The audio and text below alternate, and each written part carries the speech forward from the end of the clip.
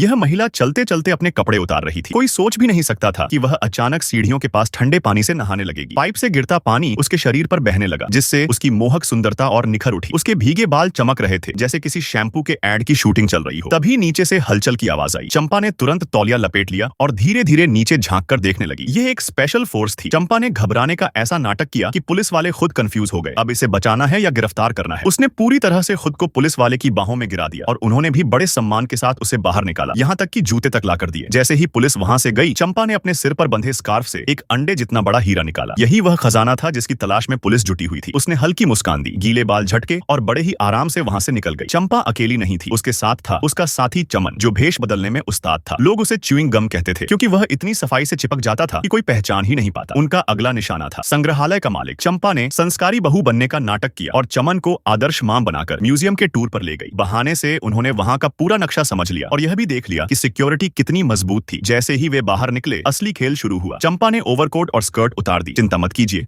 अंदर पहले से एकदम फिट बॉडी सूट पहना था। उसने ईयरफोन लगाया और छत पर खड़े साथी को संकेत दिया। छत पर खड़े शूटर ने एकदम सटीक निशाना लगाकर रस्सी को खिड़की के पास फेंका। चंपा ने बिना वक्त गंवाए रस्सी पकड़कर ऊपर चढ़ना शुरू कर दिया। उधर चमन भी अपने स्टाइल में काम कर रहा था। उसने सिर दर्द का बहाना बनाया और सिक्योरिटी को चकमा देकर पासवर्ड चुरा लिया। फिर उसने च्यूइंग गम की मदद से सेंसर को जाम कर दिया ताकि कोई अलार्म न बजे। चंपा को अब सिर्फ 3 मिनट में खजाने तक पहुंचना था। उसने कोड डिकोड किया और असली खजाने को नकली से बदल दिया। फिर अपने साथियों को इशारा किया, रस्सी के जरिए वापस निकली और खजाने को नीचे पहुंचाया। अब सबसे मुश्किल काम था फिर से संस्कारी बहू बनना। जल्दी से पुराने कपड़े पहने, थोड़ा हांफने का नाटक किया और बोली, मुझे अचानक चक्कर आ गए थे। सिक्योरिटी गार्ड्स को कुछ समझ नहीं आया तो उन्होंने उसे आराम करने दिया। आखिर में चंपा और चमन दोनों बड़े आत्मविश्वास के साथ म्यूजियम से बाहर निकल गए। सिक्योरिटी गार्ड्स अब भी सोच रहे थे, ये लोग टूरिस्ट थे या हमारी आंखों में धूल झोंक गए।